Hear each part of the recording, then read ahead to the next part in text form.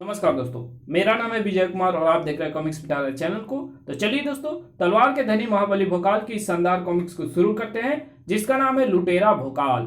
आप देख सकते हैं इसका कवर पृष्ठ कुछ इस तरह का है, देख सकते हैं। राज परिवार के सदस्य कहीं भी जाना, पहरेदारों से घिरे जाना जिनकी मजबूरी है, लेकिन कभी कभी उनकी ऐसी भी मजबूरी होती है। कल दिवाली है और दिवाली से एक दिन पहले की रात्रि को मुझे अंधकार में गुप्त रूप से महल से निकलना होता है। रथ के स्थान पर घोड़े पर सवार होना पड़ता है और घोड़े को द्रुत गति से भगाकर राज्य के वन में स्थित काली पहाड़ी पर बने उस मंदिर पर पहुंचना होता है, जहां राज्य का अत्यंत विश्वसनीय पहरेदार नियुक्त रहता है, जिसके सामने पहुंचकर मुझे बोलना होता है एक गुप्त वाक्य। नीली बेटी काली मां से मिलने आई है। उत्तर में वो भी मंदिर के कपाट खोलता हुआ एक गुप्त वाक्य बोलता है, काली मां नीली बेटी की प्रतीक्षा कर रही है, जाइए। मुझे तुरंत ही मंदिर में प्रवेश करके मंदिर के अंदर काली मां की विशाल प्रतिमा तक पहुंचना होता है। काली मां के मुख से बाहर निकली उसकी जीवा को तिलक करना होता है। फिर काली मां के चरणों में साष्टांग प्रणाम करके अपने माथे से काली मां के चरणों को 7 बार छूना पड़ता है। इसी के साथ मां काली के खुले मुख से एक छोटा सा त्रिशूल निकलता है, जो मेरे फैले हुए हाथ पर आ गिरता है और फिर मैं उस छोटे त्रिशूल को लेकर वापस लौट पड़ती हूँ। हर बार ऐसा ही होता है, लेकिन इस बार कुछ नया हो गया। लहू की बूंदें ये कहां से टपकी? लहू की बूंदें के टपकने का कारण जानने के लिए ऊपर उठी श्वेता की आंखें ऊपर ही टंगी रह गई। ओह नहीं, ऊपर तो उस पहरेदार का छत बिछत सौ टंगा हुआ है, जो मंदिर के द्वार पर खड़ा होता है। ओह, जब ये पहरेदार यहाँ 100 के रूप में मौजूद है, तो मंदिर के द्वार पर कौन था? मैं, सितोला। ओह नहीं, और मैं उस पहरेदार से गुप्त वाक्य जानकर उसकी हत्या करके इसलिए वहां मौजूद थी क्योंकि मुझे तेरे हाथ में थमा ये छोटा त्रिशूल चाहिए। ला, दे मुझे त्रिशूल। अगर मैं तुझे ये दूं तो कैसा रहेगा? बिल्कुल व्यर्थ। और जो व्यर्थ होता है, सितोला उसे ऐसे जमा देती है। इससे पहले कि मैं तुझे व्यर्थ समझ लूं, ला वो त्रिशूल मुझे दे। ये त्रिशूल राज्य के लिए अत्यंत महत्वपूर्ण है, उसे मैं किसी को नहीं दे सकती, कदापि नहीं। ओह, सितोला की शक्तियों से बनी इन ऊंची ऊंची इमारतों से बचकर नहीं भाग सकती। वैसे मुझे लगता है तू त्रिशूल से पहले अपने प्राण देगी। चल, यही सही। आई!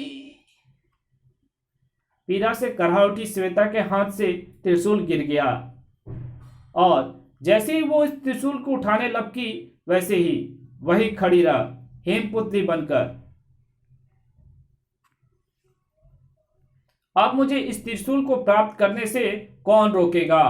ओह, ये हेम दीवार किसने गिरा दी? बड़ा दीवारें तूफान गिराते हैं और इस तूफान का नाम भोकाल है। मैं हर दिवाली से पहले की रात्रि को गुप्त रूप से श्वेता की सुरक्षा के लिए इस मंदिर तक छिपकर उसका पीछा करता आया हूं। मैं सदा मंदिर के बाहर ही खड़ा रहता था। कभी मंदिर में आने की आवश्यकता ही नहीं पड़ी, क्योंकि आज से पहले मंदिर की अंदर ऐसी घटना कभी नहीं घटी। भड़ाक! ओह, सितोला ने बड़े बड़े तूफानों को ठंडा किया है। तेरी क्या बिसात है? ओह, ओह, और अगली पलक झपकते ही भूकाल! कड़ाक कड़ाक! तेरी जैसी शैतानी शक्तियां क्षण भर में ही ऐसी तहस नहस हो जाती है,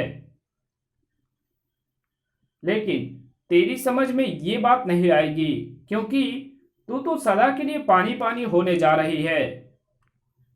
अब मुझे शीघ्रता से श्वेता को इस हिम के कैद से बाहर निकालना है, नहीं तो हिम के प्रभाव से उसका सारा लहू जम जाएगा। भूकाल चाचा, आप यहाँ कैसे? ये मत सोच मेरी बच्ची, बस ये सोच कि मैं सही समय पर तुझे बचाने आ पहुंचा। परंतु मेरे यहाँ पहुंचने का अर्थ ये नहीं है तुम जिस कार्य के लिए यहाँ आई थी उसकी गोपनीयता भंग हो गई। वो गोपनीयता अब भी स्थापित है, परंतु शीतला के यहाँ आने का क्या अर्थ है?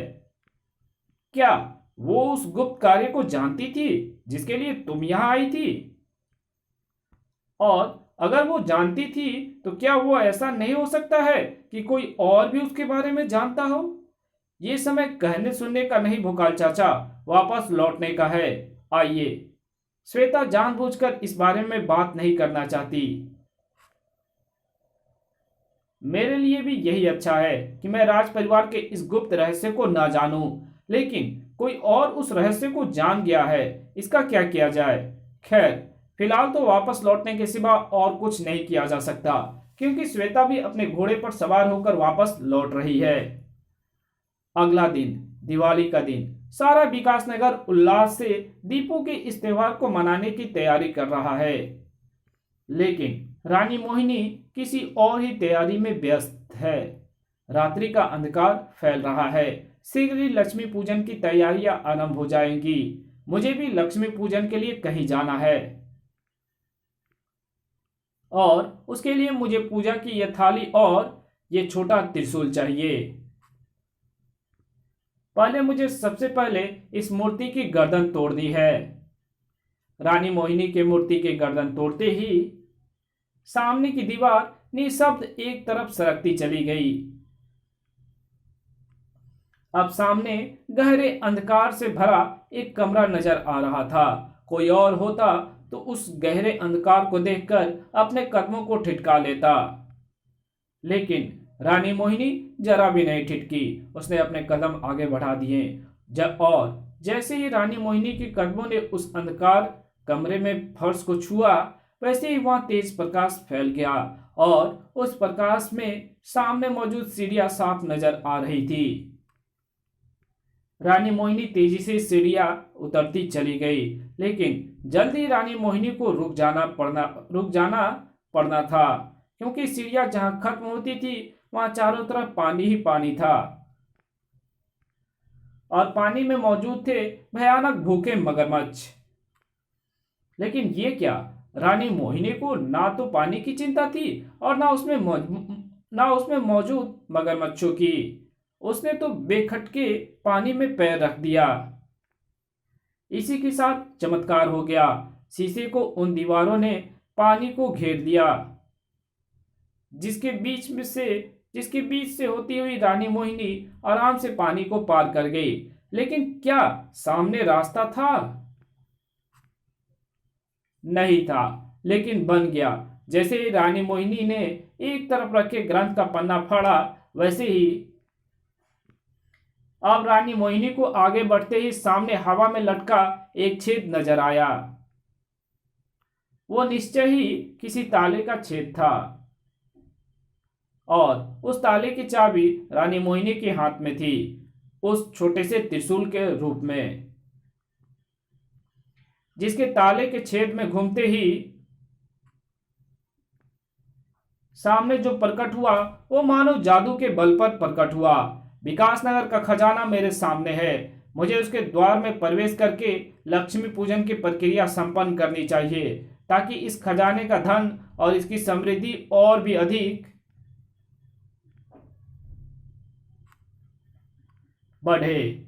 ओह, विकासनगर का खजाना जितना बढ़ना था उतना बढ़ चुका है। अब तो इसके खाली होने का समय है, क्योंकि इस खजाने को खाली करने तुम्हारे पीछे पीछे यहां तक आ पहुंचा है लुटेरा षष्ठ सर्पा। ओह, तुझे अवश्य ही राज्य के किसी शत्रु ने यहां भेजा है। इस कहानी को यहीं खत्म करते हैं। इसके आगे कहानी पढ़ेंगे इसके पार्ट 2 में। तो मिलते हैं इसके पार्ट 2 में, तब तक के लिए बाय। वीडियो अच्छी लगी तो वीडियो को लाइक कर देना, चैनल पे पहली बार आए हो तो चैनल को सब्सक्राइब कर देना और साथ में लगे घंटा को जरूर प्रेस कर देना। तो मिलते हैं इसके दूसरे पार्ट में, तब तक के लिए बाय।